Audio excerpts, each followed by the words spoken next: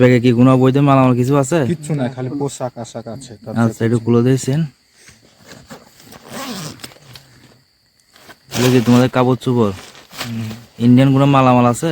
না, কিচ্ছু নাই, সব কাপড়, পুরোটাই কাপড়। এগুলো সব কাপড় চোপড়? কি সব কি কাপড় চোপড়? কাপড় চোপড় সব। অবৈধ কোনো মালামাল আছে? না, সব অবৈধ কিছু নাই।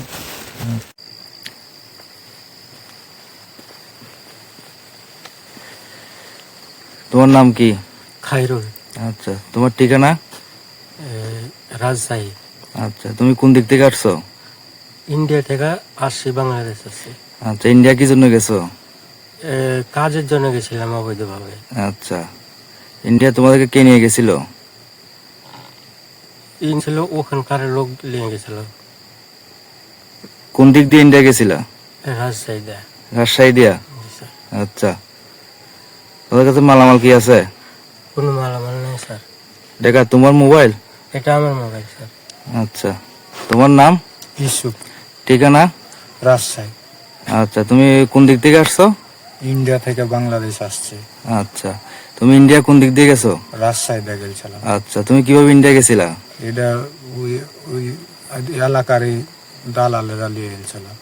আচ্ছা, তোমার কাছে কি কি মালামাল আছে? কিচ্ছু নাই, খালি মোবাইল। মোবাইল। তোমার নাম? শাহাদাত ইসলাম। আচ্ছা, তোমার ঠিকানা বলো। রাজশাহী।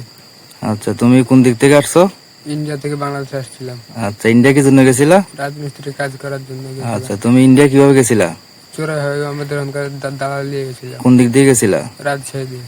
আচ্ছা, তোমার কাছে কি কি আছে মালামাল? আর কিছু না, খালি ফোন আছে একটা। ফোন আছে না? এটা তোমার মোবাইল? জি। আচ্ছা, তোমরা যে আটক হয়েছো, আটক হওয়ার পর বিদেশি সদস্য তোমাদের কাছ থেকে কোনো টাকা পয়সা কিছু নিছে? না স্যার, কিচ্ছু নাই। কিছু দেয়নি। আচ্ছা, ঠিক আছে।